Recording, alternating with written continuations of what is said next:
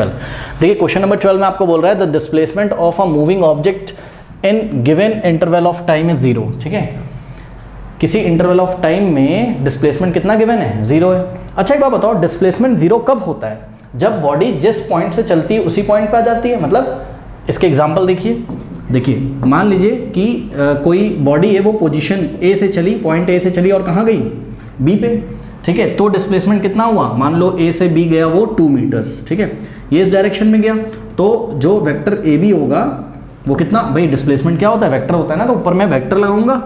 ठीक है ना, तो vector A B is equals to what, 2 metre. अब सपोज हमने लेफ्ट से राइट वाली डायरेक्शन को क्या बोला, +2। ठीक, तो अगर वो बी से वापस ए आ जाए, बी से वापस ए आ जाए, आपका ए क्या था, इनिशियल पॉइंट था, और बी क्या था, नहीं फाइनल पॉइंट नहीं है बी, ए इनिशियल पॉइंट और यही फाइनल पॉइंट, क्योंकि ए से बी गया और वापस कहाँ गया, ए पे।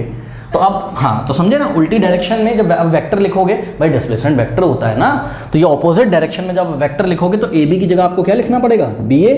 हाँ, तो बी ए में भी कितना चला, 2 चला, लेकिन साइन कैसा लगाओगे, -2 मीटर। क्यों -2 metre? Minus sign shows that the direction is just opposite to the direction from A to B. जब ए से बी चलते थे उसके जस्ट ऑपोजिट है डायरेक्शन बी टू ए वाली, बात समझ में आई?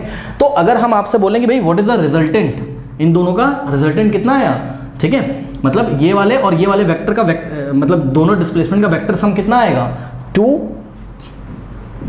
+ -2, बताओ कितना आ गया, 0 आ गया कि नहीं आ गया? ठीक है, तो और हमको मोटी मोटी बात भी याद रखनी है क्या, कि अगर आपको इस तरीके से नहीं समझ में आ रहा है तो बहुत सिंपल है। डिस्प्लेसमेंट क्या होता है, इनिशियल और फाइनल पॉइंट के बीच का शॉर्टेस्ट डिस्टेंस। तो भाई अगर कोई ऑब्जेक्ट ए से चला है, बी पे गया और वापस वहीं आ गया, तो यही इनिशियल पॉइंट और यही फाइनल पॉइंट है, तो इनिशियल और फाइनल पॉइंट के बीच का डिस्टेंस, शॉर्टेस्ट डिस्टेंस कितना हो जाएगा, 0।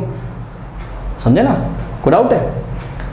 तो ये तो हमने आपको एक केस दिखाया। दूसरा केस देखिए, जब कोई बॉडी सर्कुलर मोशन करती है। ठीक है, अच्छा हाँ, एक चीज़ और, अगर मैं आपसे पूछूं कि भाई डिस्प्लेसमेंट कितना है, तो आप बोलोगे कितना है इस स्थिति में, 0, जब इनिशियल और फाइनल पॉइंट क्या कर गए, कोइंसाइड, मतलब बॉडी जहां से चली थी वापस वहीं आ गई। लेकिन डिस्टेंस कितना है बताओ, 2 + 2 4 मीटर। डिस्टेंस क्या होता है, पाथ लेंथ, तो पूरी पाथ लेंथ लोगे आप, 2 + 2 4 मीटर। लेकिन डिस्प्लेसमेंट क्या होता है, shortest distance between initial and final point. तो जो पॉइंट इनिशियल है वही फाइनल है, उसके बीच का शॉर्टेस्ट डिस्टेंस कितना है, 0 है।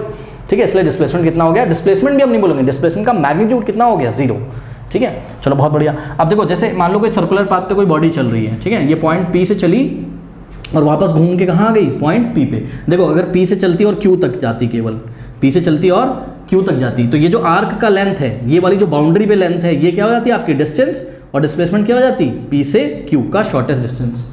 ये जो आपको PQ कॉर्ड दिख रहा है, कॉर्ड समझते हो ना, सर्कल के 2 पॉइंट्स को मिलाने वाले लाइन सेगमेंट को कॉर्ड बोलते हैं।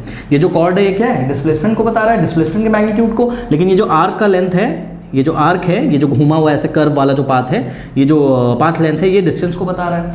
अभी तो डिस्प्लेसमेंट आ रही, लेकिन सोचो अगर ये पॉइंट P से चला और वापस कहाँ आ गया, पॉइंट P पे ही आ गया, यानी कि Q भी यहीं पे आ गया, फाइनल पॉइंट भी यहीं, इनिशियल पॉइंट भी यहीं। तो सोचो अब अगर इनिशियल पॉइंट भी यही है, फाइनल पॉइंट भी यही, तो इनिशियल और फाइनल पॉइंट के बीच का शॉर्टेस्ट डिस्टेंस कितना है, 0। बात समझ में आई कि नहीं? तो बताओ डिस्टेंस कितना हो गया, 2πr, ये पूरा चल गया पूरी बाउंड्री 2π, लेकिन डिस्प्लेसमेंट का मैग्नीट्यूड कितना हो गया, 0, क्योंकि डिस्प्लेसमेंट क्या होता है, इनिशियल और फाइनल पॉइंट के बीच का शॉर्टेस्ट डिस्टेंस। कोई डाउट है बताओ? यानी कि जो इन्होंने हमसे बात करी है क्या, इन्होंने बोला है कि the displacement of a moving object in a given interval of time is 0, मतलब किसी दिए गए समय में डिस्प्लेसमेंट इन्होंने हमें कितना दिया हुआ है, 0। तो कह रहे हैं कि जब डिस्प्लेसमेंट 0 होता है तो जरूरी है क्या कि डिस्टेंस भी 0 हो? नहीं, ऐसा तो नहीं होता है। देखिए कह रहा है would the distance travel by the object also be 0, justify your answer. तो हमारा आंसर क्या है, हमने लिखा नो। 1-2 आप एग्जांपल दिखा दीजिए, ऐसे ही डायग्राम बना के दिखा लोगे, लिख दोगे when let us assume that the body moves from A to B then again from B to A, now the initial and final point coincide, that's why the displacement is 0 but the distance is what, distance is 4 metre. आप इसको 2 metre बोल देना, ठीक है। और दूसरा आप example दे सकते हो सर्कुलर मोशन का। कोई बॉडी अगर सर्कुलर मोशन कर रही है और अपना एक रेवोल्यूशन करती है, मतलब एक चक्कर कंप्लीट कर लेती है, तो जहां से चली थी वो वहीं पे आ गई, तो इस टाइम डिस्प्लेसमेंट कितना है, 0, लेकिन डिस्टेंस कितना है, डिस्टेंस कितना है, 2πr। अगर इसकी रेडियस कितनी है, r, तो ये पूरी जो आपका पेरीमीटर हो जाएगा, ये कितना हो जाएगा, 2πr। बात समझ में आई कि नहीं?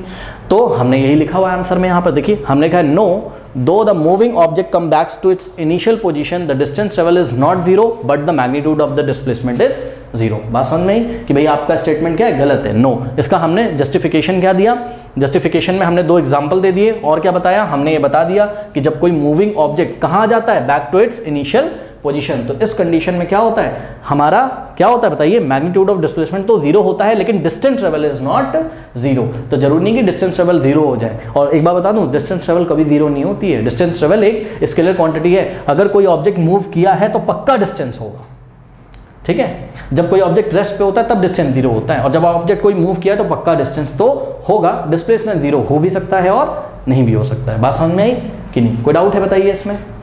हाँ, कर लीजिए।